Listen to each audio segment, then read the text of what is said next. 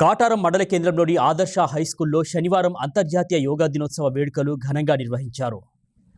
ఈ కార్యక్రమానికి కాటారం డీఎస్పీ సూర్యనారాయణ ముఖ్య అతిథిగా హాజరై విద్యార్థులు, ఉపాధ్యాయులు, గ్రామ పెద్దలు యోగా సాధకులతో కలిసి యోగాసనాలు, మెడిటేషన్ చేశారు. యోగా శరీరానికి ఆరోగ్యాన్ని, మనసుకు ప్రశాంతతను అందిస్తుందన్నారు. ప్రతిరోజు యోగాను అలవాటు చేసుకోవడం ద్వారా శారీరక, మానసిక ధైర్యాన్ని పొందవచ్చన్నారు. ప్రతి ఒక్కరూ యోగాను తమ దైనందిన జీవితంలో భాగస్వామ్యం చేసుకోవాలన్నారు. విద్యార్థులు, యువత చెడు వ్యసనాల బారిన పడకుండా సన్మార్గంలో ముందుకెళ్లాలని కోరారు. క్రమశిక్షణతో ఉంటూ ఎంచుకున్న లక్ష్యాన్ని సాధించేందుకు నిరంతరం శ్రమించాలన్నారు. అనంతరం విద్యార్థులు ప్రదర్శించిన వివిధ యోగాసనాలు, సాంస్కృతిక కార్యక్రమాలు ఆకట్టుకున్నాయి. ఈ కార్యక్రమంలో మాజీ ఎంపీపీ పంతకాని సమ్మయ్య, ఆదర్శ విద్యాసంస్థల చైర్మన్ జనగామ కరుణాకర్ రావు, కరస్పాండెంట్ కార్తిక్ రావు, అదేవిధంగా ప్రిన్సిపల్ కృషిత, నాయకులు, యోగా సాధకులు కుమార్, వనిత, రవీందర్ రావు, ఉపాధ్యాయులు పాల్గొన్నారు. ఉండాల్సిన అవసరం ఉంది. అది మీతోనే మొదలు కావాలి.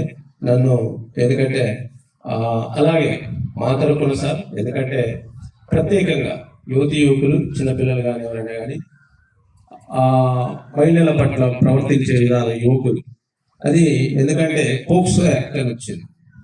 ప్రత్యేకంగా పురుషుల కోసం పోక్సో యాక్ట్ ఏంటంటే మహిళల పట్ల ఏ విధంగా ఉండాలి, ఎటువంటి చర్య చేసినా కానీ తీవ్రమైన నేరానికి గురయ్యే అవకాశం ఉంది.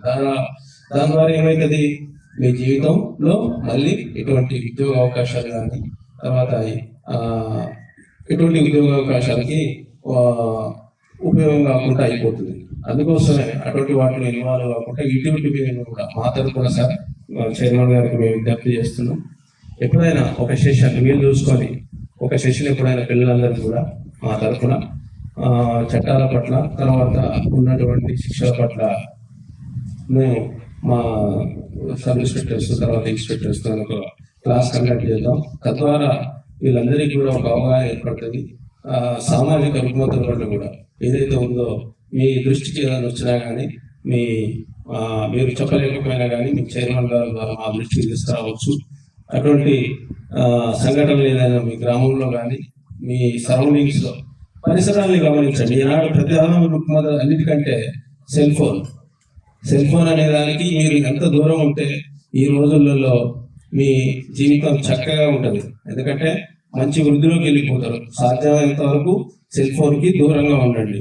దాంతో వచ్చేదేం లేదు. మీ సమయం హరించుకోవడం తప్ప ఎటువంటి ఉపయోగం లేదు.